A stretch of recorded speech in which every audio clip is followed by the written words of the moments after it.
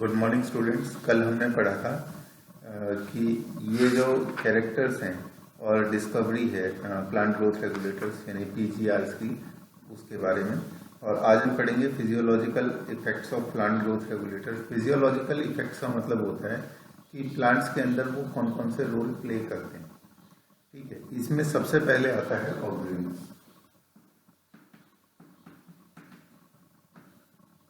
Oxygen plants के अंदर पाए जाते हैं टिप्स पर, यानी कि जो मेरिस्टेम्स होते हैं, जो जैसे कि शूट और रूट मेरिस्टेम्स, वहाँ ये पाए जाते हैं। और कौन कौन से आइसोलेट किए गए हैं वो हैं IAA यानी कि indole acetic acid, indole acetic acid, IBA indole butyric acid,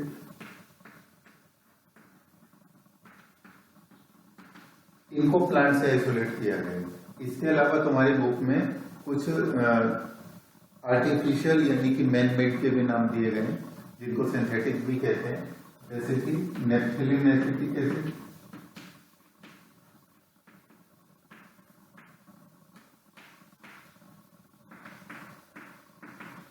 और 2,4-D। 2,4-D क्या होता है? 2,4-डाइक्लोरोफेनॉक्सी एसिटिक एसिड, यानी कि वो क्या था, वो एक तरह का वीबीसाइड है। तो इस तरह के आर्टिफिशियल और इस तरह के नेचुरल किसके एग्जाम्पल हैं? ऑक्सीजन के एग्जाम्पल हैं। ऑक्सीजन के बारे में पहली लाइन में लिखा है कि ऑक्सीजन का मतलब होता है टू ग्रो, यानी कि ये ग्रोथ को प्रमोट करने वाला हार्मोन है। सबसे पहले कहाँ से आइसोलेट किया गया था? ह्यूमन यूरिन से आइसोलेट किया गया था। इसके बाद स्टेम्स और रूट्स के जो एपेक्स हैं वो इसको प्रोड्यूस करते हैं। इनको एग्रीकल्चर और हॉर्टिकल्चर में काफी बड़े पैमाने पर उपयोग किया गया है। अब हम देखते हैं इनकी फंक्शन क्या क्या है। इनकी फंक्शन में यहाँ पर पॉइंट्स के रूप में लिख देता हूँ और सबको वैसे ही लिखना है। सबसे पहली फंक्शन इनकी होती है, ये रूटिंग में हेल्प करती है, यानी कि इनकी वजह से रूट्स की ग्रोथ होती है। सेकेंड फंक्शन है कि ये फ्लावरिंग में हेल्प करती है, इनकी वजह से फ्लावर्स डेवलप होते हैं। थर्ड है, ये सेनेसेंस को प्रिवेंट करते हैं, प्रिवेंट सेनेसेंस। सेनेसेंस का मतलब होता है कि लीफ फॉल, पत्तियों का गिरना, उसे सेनेसेंस कहते हैं। तो ये पत्तियों के गिरने को प्रिवेंट करते हैं। इसके बाद आता है एपिकल डोमिनेंस। ये रिस्पॉन्सिबल होते हैं एपिकल डोमिनेंस के लिए। एपिकल डोमिनेंस क्या होता है? एपेक्स के मेरिस्टेम्स ज्यादा ग्रो करेंगे बजाय कि लेटरल मेरिस्टेम्स के, इसको एपिकल डोमिनेंस कहते हैं। तो इस चीज के लिए रिस्पॉन्सिबल होते हैं ऑक्सीजन। इसके बाद आता है पार्थिनोकार्पी। पार्थिनोकार्पी, पार्थिनोकार्पी का मतलब होता है कि फ्रूट बन रहे हैं बिना फर्टिलाइजेशन के। उसके लिए कौन फंक्शन प्ले करेगा? ऑक्सीजन फंक्शन प्ले करेगा। फिर आता है कि कुछ ये करते हैं जाइलम डिफरेंशिएशन।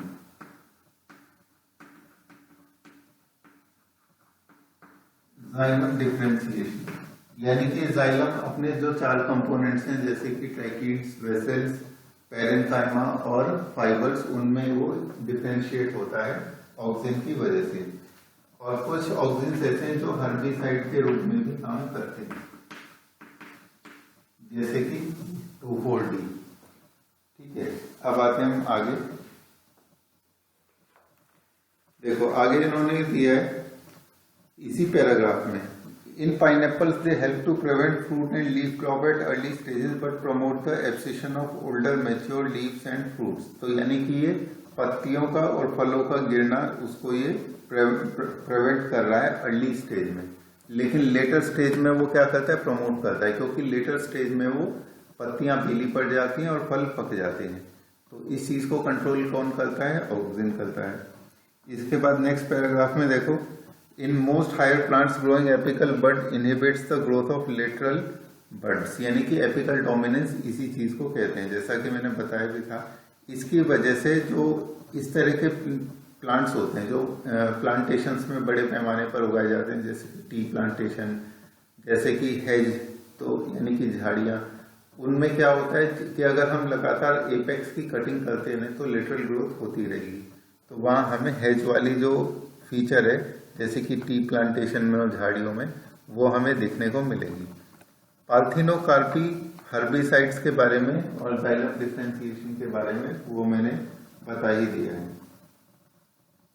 अब देखो 2,4-D के बारे में लिखा है कि वो डाइकॉट प्लांट वीड्स को किल करता है लेकिन मोनोकॉट्स को किल नहीं करता है। तो इसका मतलब ये एक इम्पोर्टेंट वीडीसाइड का एग्जाम्पल है 2,4-D। 2,4-D की फुल फॉर्म बुक में लिखी हुई है 2,4-डाइक्लोरोफिनॉक्सी एसिटिक एसिड।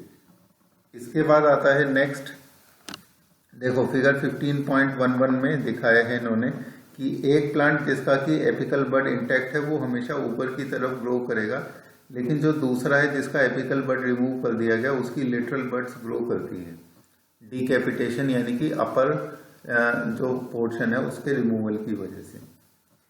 इसके बाद आता है नेक्स्ट जिब्रेलिन्स।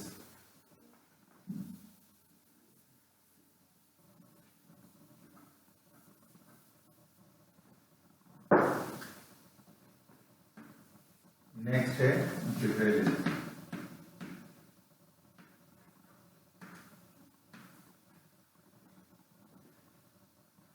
अब देखो जिब्रेलिन्स जो हैं इनके बारे में क्या क्या बताया गया है। सबसे पहले ये ग्रोथ को प्रमोट करते हैं। लगभग 100 से ज्यादा जिब्रेलिन्स प्रेजेंट हैं और इनकी जो फॉर्म्स हैं वो है GA1, GA2, GA3, GA1, GA2, GA3। ये अलग अलग तरह के जिब्रेलिक एसिड, GA का मतलब होता है जिब्रेलिक एसिड, और इसके बाद इनके लगभग 100 से ज्यादा टाइप्स हमें अभी तक डिस्कवर हो चुके हैं। जिब्रेलिक एसिड के नाम के आगे ए यानी कि एसिड लगा है, इसका मतलब सबकी नेचर कैसी है, ये एसिडिक है। और वो क्या करते हैं, increase in length of axis. अब हम देखते हैं इनकी फंक्शन। सबसे पहली फंक्शन है इंक्रीज इन एक्सिस लेंथ। कौन सा एक्सिस, प्लांट का एक्सिस। वर्टिकल एक्सिस जो है प्लांट का उसकी लेंथ में ही इंक्रीज करते हैं। इंटरनोडल लेंथ जो कि दो नोड्स के बीच में होती है उसको ये इंक्रीज करते हैं। इसके बाद नेक्स्ट है root elongation and shape improvement.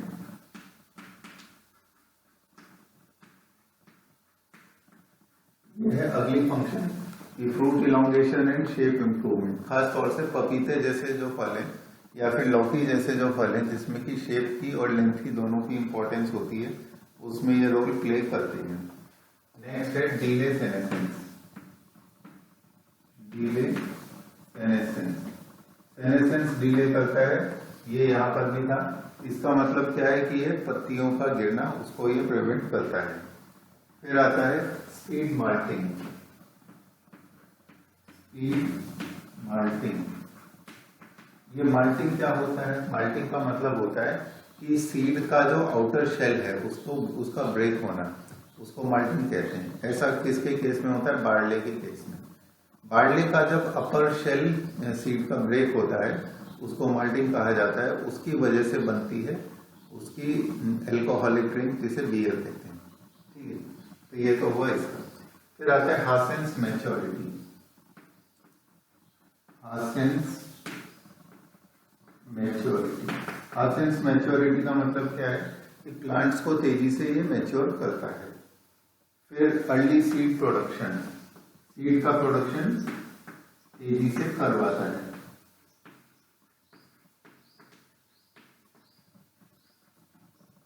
जल्दी से जल्दी सीड्स का प्रोडक्शन करवाता है। इसके बाद bolting increase. Bolting increase, bolting increase का मतलब होता है कि दो नोड्स के बीच की जो लेंथ है उसको इंक्रीज कराता है, इंटरनोडल लेंथ इंक्रीज करवाता है। तो ये थे जिब्रेलिक एसिड के फंक्शंस। अब हम देखते हैं कि इस पैराग्राफ में इन्होंने और क्या क्या दिया। They produce their ability to cause an increase in length of axis is used to increase the length of grape stalks.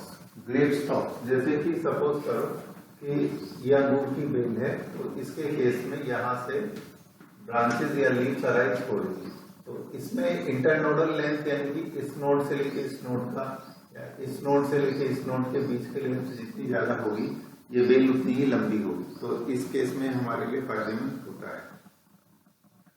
Gibberellins cause fruit and apple to elongate and improve its shape, ये मैंने बता दिया। They also delay senescence, thus the fruit can be left on the tree longer as to extend the market period, क्योंकि जैसे ही उसको पेड़ से तोड़ दिया जाता है ऐसे ही उसकी क्या होने लगती है, एज कम होने लगती है, तो पेड़ पर लगे रहने पर भी वो खराब नहीं होता। GA is used to speed up the malting process in brewing industry। ये ब्रूइंग इंडस्ट्री कौन सी है? ब्रूइंग इंडस्ट्री वो इंडस्ट्री है जिसमें कि बार्ले से बियर बनाई जाती है और उस प्रोसेस का नाम होता है माल्टिंग। ठीक है। Sugar cane stores carbohydrates as sugar in stems. Sugar cane का जो एग्जांपल है उसमें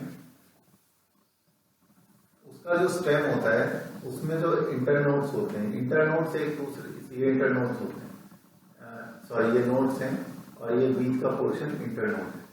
तो नोड्स एक दूसरे से जितनी दूर होंगे ये तना उतना ही ज्यादा लंबा होगा, और तना जितना ज्यादा लंबा होगा इसका मतलब हमें उतनी ही ज्यादा शुगर मिलेगी। तो इसीलिए इस केस में भी क्या है, शुगर केन प्रॉपर जिब्रेलिन्स का स्प्रे किया जाता है ताकि वो ज्यादा से ज्यादा लंबे हो सके। देखो इन्होंने एग्जाम्पल दिया है, increasing the yield by as much as 20 ton per एकड़, एक एकड़ में 20 टन से भी ज्यादा ग्रोथ हो सकती है। इसके बाद आगे दिया इन्होंने, कॉनिफर प्लांट्स के ऊपर अगर इनका स्प्रे किया जाए तो उनका मैच्योरिटी पीरियड बढ़ सकता है। लिखा है मैंने हासेंस मैच्योरिटी, यानी कि वो तेजी से ग्रो होते हैं। इसके इसीलिए उनमें बीज भी जल्दी पैदा होते हैं। जिब्रेलिन्स की वजह से बोल्टिंग होती है। बोल्टिंग बीट में, कैबेज में और दूसरे प्लांट्स में जिनमें रोजेट हैबिट होती है। रोजेट हैबिट का मतलब ये है कि कुछ प्लांट ऐसे होते हैं जिसमें कि जो पत्तियां होती हैं वो एक दूसरे के बहुत पास होती हैं। तो अगर हम इस पे जिब्रेलिन एज का स्प्रे कर दें तो ये जो नोड्स होंगे सब एक दूसरे से दूर हो जाएंगे, क्योंकि पत्तियां नोड से राइज होती हैं। और इस केस में जो सारे नोड्स हैं वो क्या है, कंडेंस्ड है। जैसे कि रोज का केस है, रोजेट रोज से बना है, रोज में जो सारी पत्तियां वो एक साथ एक ही पॉइंट से अराइज होती हैं। तो अगर हम उस पर स्प्रे कर दें तो सारी पत्तियां एक दूसरे से दूर हो जाएंगी, कुछ इस तरह से। तो रोजेट हैबिट वहां पर चली जाएगी। तो ये थे जिब्रेलिन्स या जिब्रेलिक एसिड्स के फंक्शंस। अब आते हैं हम तीसरे प्लांट हार्मोन पर जिसका नाम है साइटोकाइनेंस।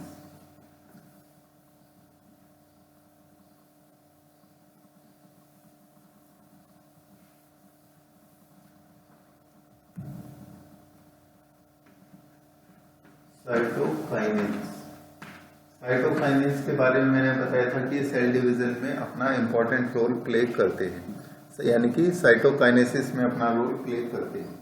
इनको सबसे पहले डिस्कवर किया गया था, तब इन्हें नाम दिया गया था काइनेटिन।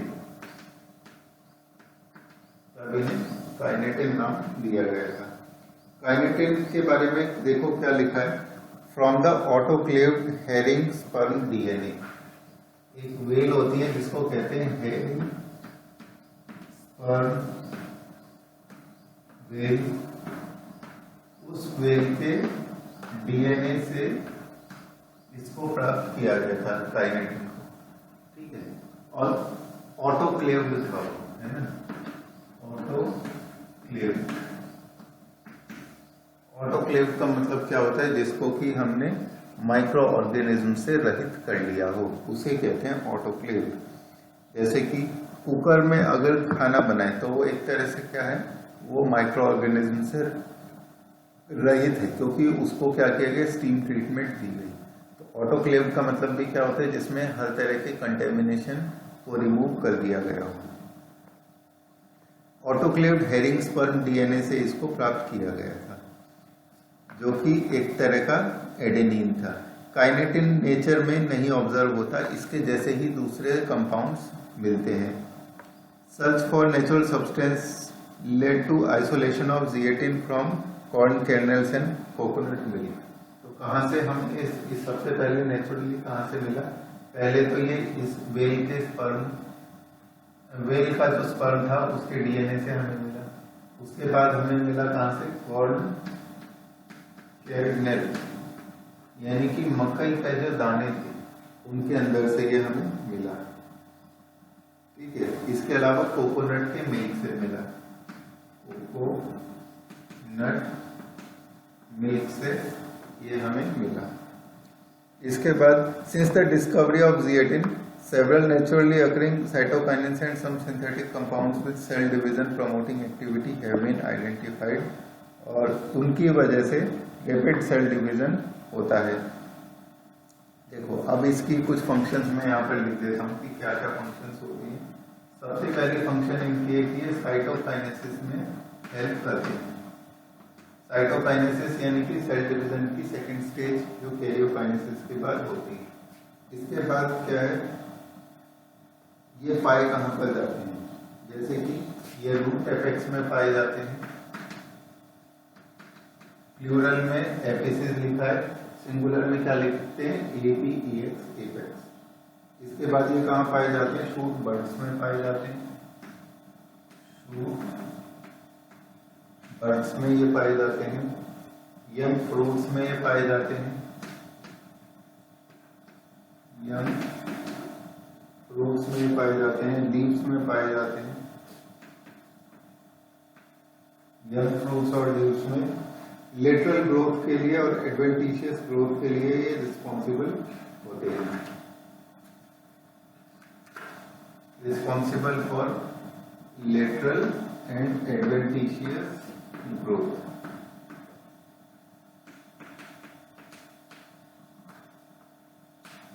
तो अभी तक हमने क्या क्या देखा, टिप्स पर जो ग्रोथ होती है यानी कि एपेक्स पर, जैसे कि एपाइकल मेरिस्टेम या शूट एपाइकी या रूट एपाइकल मेरिस्टेम, उसके लिए ऑक्सिन से, इंटरनोडल एलोंगेशन के लिए जिब्रेलिन से, और इसके अलावा लेटरल एडवेंटिशियस ग्रोथ के लिए कौन है, साइटोकाइनिन। और इसके अलावा इसकी और क्या क्या फंक्शन है, cytokinins also help overcome the apical dominance. Overcome apical dominance क्यों करता है ओवरकम, क्योंकि ये लेटरल या फिर एडवेंटिशियस ग्रोथ को करा रहा है। इसके बाद अगला क्या दिया है, promote nutrient mobilization which helps in delay of leaf senescence. Promote nutrient mobilization, promote nutrient mobilization. इस बात का ये मतलब हुआ कि न्यूट्रिएंट्स को पुरानी लीव से उठा के नई जगह पर ले जाना जहां पर कि नई पत्तियां बन रही हैं, इसे न्यूट्रिएंट मोबिलाइजेशन कहते हैं। और अगर ये गतिविधि होगी कि पुरानी पत्तियों से न्यूट्रिएंट्स को नई जगह पर ले जाया जाएगा, तो इसकी वजह से पुरानी पत्तियों के टूटने का जो प्रोसेस है वो थोड़ा स्लो हो जाएगा। वही बात उन्होंने वहां लिखी है कि डिले ऑफ लीव सेनेसेंस, की पत्तियों के गिरने की जो गतिविधि थी वो धीमी हो जाएगी। इसके बाद हम बढ़ते हैं अगले प्लांट हार्मोन की तरफ जिसका नाम है इथाइलिन। ये सारी फंक्शंस थी साइटोकाइनिन की। अब हम बढ़ते हैं अगले प्लांट हार्मोन की तरफ जिसका नाम है इथाइलिन।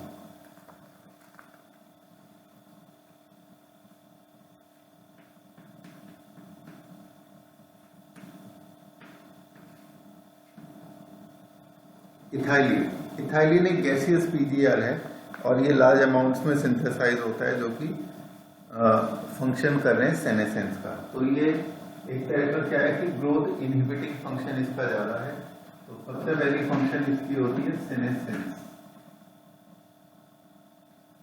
ठीक है, इसकी वजह से सेनेसेंस होती है। सेनेसेंस का मतलब है पत्तियों का पीला पड़ना, पत्तियों का झड़ना, फलों का पकना, फलों का गिरना, है ना। उसी तरह से जो फूल खिले हैं उनका मुरझाकर गिर जाना, इस सब को हम कहते हैं सेनेसेंस। इसके बाद अगला आता है राइपनिंग ऑफ फ्रूट्स, यानी कि फलों का पकना। इसकी वजह से फल पकते हैं। इसके बाद horizontal growth of seedlings, horizontal growth of seedlings. इसका मतलब क्या हुआ कि सीड, सपोज करो ये सीड है और इससे जब निकलेगी इसकी जर्मिनेटिंग बर्ड, तो वो जर्मिनेटिंग बर्ड इस तरह से अगर ग्रो होती है तो वो किसके इफेक्ट की वजह से होती है, यानी कि जब वो हॉरिजॉन्टली ग्रो होती है तो वो इथाइलिन की वजह से होती है। इसके बाद आता है एब्सिशन, ABSCION। एब्सिशन का मतलब होता है टूटना, पत्तियों का अपने पॉइंट ऑफ कांटेक्ट से टूटना, उसे एब्सिशन कहते हैं। फलों का टूटना उसे भी एब्सिशन कहते हैं। वो किसकी वजह से होता है, इथाइलिन की वजह से होता है। इसके बाद नेक्स्ट है ब्रेक डॉर्मेंसी। ब्रेक डॉर्मेंसी का मतलब है इनएक्टिविटी की स्टेट को डॉर्मेंसी कहते हैं। जबकि रेस्पिरेशन की रेट बहुत ही स्लो होती है, सीड जर्मिनेट नहीं होता, स्टोमेटा क्लोज होते हैं, उस सब को क्या कहते हैं, डॉर्मेंसी, और उसको ब्रेक करने का काम इथाइलिन करता है। इसके बाद आता है इंटरनोडल इलॉन्गेशन। इंटरनोड इलॉन्गेशन, ये वाली एक्टिविटी जिब्रेलिक एसिड की तरह है कि इंटरनोडल इलॉन्गेशन ही करता है। फ्लावरिंग में रोल प्ले करता है, फ्लावरिंग को ये प्रमोट करता है। अब आता है कि किस फॉर्म में इसको प्लांट्स में अप्लाई किया जाता है।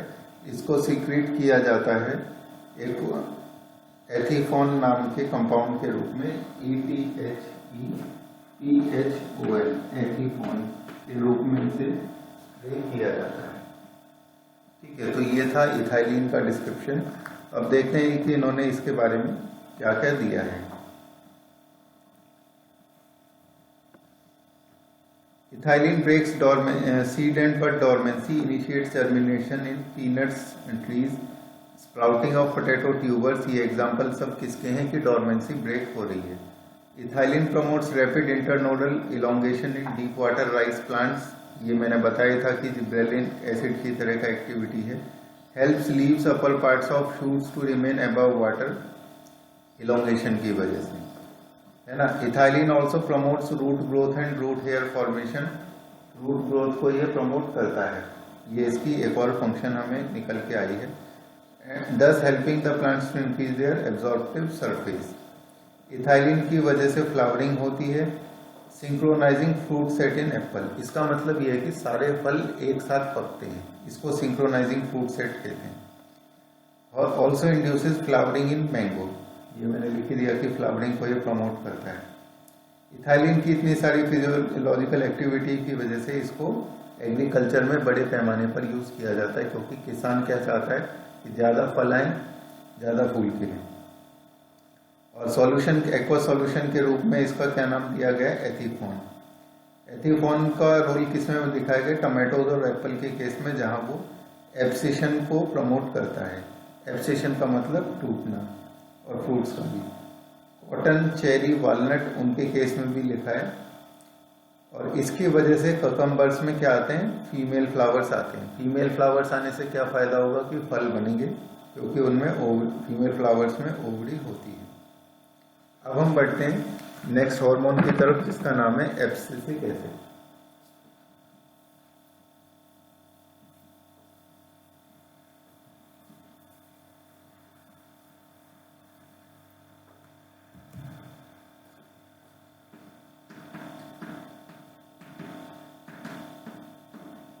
एब्सिसिक एसिड, जिसको कि शॉर्ट में ADA कहा जाता है, ये ग्रोथ इनहिबिटिंग हार्मोन है।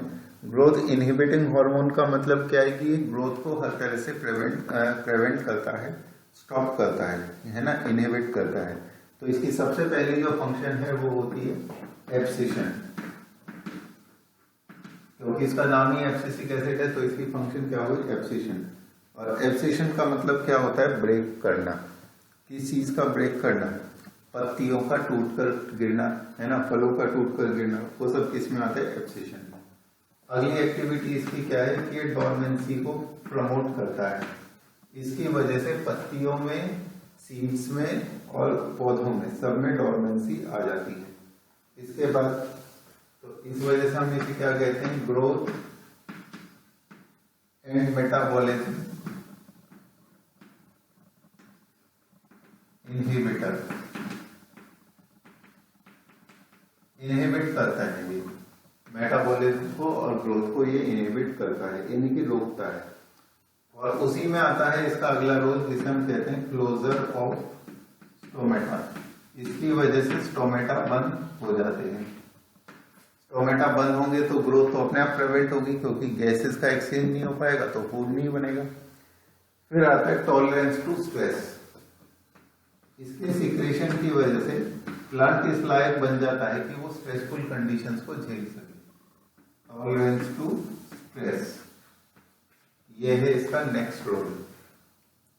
इसके बाद आता है डेसिकेशन। डेसिकेशन का मतलब है कि जब प्लांट के पास पानी की कमी हो जाए तो उस केस में क्या करता है, वो अपने आप को बचाए रख सकता है। देखो इन्होंने लिखा है ABA helps seeds to withstand desiccations and other factors unfavorable for growth। और इसके बाद आता है इसका लास्ट रोल, जिसका मतलब है antagonistic to gibberellic acid. Gibberellic acid के विपरीत ये काम करता है। तो ये थे इसके रोल एब्सिसिक एसिड के, जिसमें कि तुमने देखा है कि ये ग्रोथ इनहिबिटिंग हार्मोन है। अब आता है हम लास्ट पैराग्राफ में। देखो लास्ट पैराग्राफ में क्या क्या दिया है कि हर फेज में और डिफरेंशिएशन में, डेवलपमेंट में या ग्रोथ में कम से कम एक प्लांट हार्मोन का रोल होता है। और हम ऐसा नहीं कह सकते कि इस फेज में सिर्फ यही हार्मोन रोल प्ले करेगा। एक साथ कई हार्मोन्स मिलके अपना रोल प्ले करते हैं, है ना। तो कुछ रोल्स ऐसे हो सकते हैं जो कि मिलके काम करते हैं। कई बार ऐसा भी हो सकता है कि दो हार्मोन एक दूसरे के अपोजिट भी काम कर सकते हैं। देखो इन्होंने लिखा है कि कुड बी कॉम्प्लीमेंट्री और antagonistic, they could be individualistic और सिनर्जिस्टिक। इसका मतलब यह हुआ कॉम्प्लीमेंट्री यानी कि दोनों हार्मोन एक ही डायरेक्शन में काम कर रहे हैं, एंटेगोनिस्टिक यानी कि दोनों विपरीत दिशा में काम कर रहे हैं, ठीक है। और इंडिविजुअलिस्टिक या सिनर्जिस्टिक का मतलब ये होता है कि हो सकता है कि सारे एक ही दिशा में काम करने वाले जो हार्मोन है हो सकता है वो एक ही तरह से काम कर रहे हो, जिसे सिनर्जिस्टिक कहते हैं। और इंडिविजुअलिस्टिक यानी कि दोनों के काम करने का तरीका अलग अलग है, लेकिन काम वो एक ही डायरेक्शन में कर रहे हैं, यानी कि दोनों ग्रोथ ही कर रहे हैं लेकिन दोनों अलग अलग तरह से कर रहे हैं। ये होता है इंडिविजुअलिस्टिक। अब आगे देखो क्या दिया है। Similarly there are a number of events in life of a plant where more than one PGR interact to effect that event. अभी मैं बता ही रहा था कि एक एक्टिविटी में एक से ज्यादा हार्मोन रोल प्ले कर सकता है। जैसे डॉर्मेंसी के केस में, डॉर्मेंसी सीड्स की, बर्ड्स की या पत्तियों का एब्सिशन या फिर सेनेसेंस, एपिकल डोमिनेंस, इन सब चीजों में एक से ज्यादा हार्मोन रोल प्ले करता है। और ये जो रोल है ये कैसा है, ये इंट्रिंसिक रोल है। इंट्रिंसिक का मतलब है कि हार्मोन प्लांट के अंदर बनता है ना। बाहर का जो एनवायरनमेंट है उसका उसके ऊपर इफेक्ट नहीं है। जो बाहर से चीजें आती हैं उनको हम कहते हैं एक्सट्रिंसिक फैक्टर, वो भी अपना रोल प्ले करती हैं। अब वो कौन से होते हैं इंट्रिंसिक फैक्टर, जैसे कि टेम्परेचर, लाइट, ये भी प्लांट की ग्रोथ और डेवलपमेंट को कंट्रोल करती है। तो इस तरह के जो कुछ इवेंट्स होते हैं उनको हम कहते हैं vernalisation, flowering, dormancy, seed germination, plant movements et cetera. तो अब इनके आगे इन्होंने क्या दिया है, लाइट को और टेम्परेचर को डिस्कस किया है इस चैप्टर में वर्नलाइजेशन और फोटो पीरियोडिज्म के रूप में, यानी कि इंटरनल फैक्टर्स के रूप में हार्मोन्स को डिस्कस किया और एक्सटर्नल फैक्टर्स के रूप में अब ये लाइट को और टेम्परेचर को डिस्कस करने वाले हैं। लेकिन इससे हमें कोई मतलब नहीं है क्योंकि ये हमारे सिलेबस में से हट चुका है, ठीक है। अब नेक्स्ट टाइम हम पढ़ेंगे अपना नेक्स्ट चैप्टर, और नेक्स्ट चैप्टर का नाम है breathing and exchange of gases, क्योंकि 16 चैप्टर भी हट गया है, ठीक है। Thank you.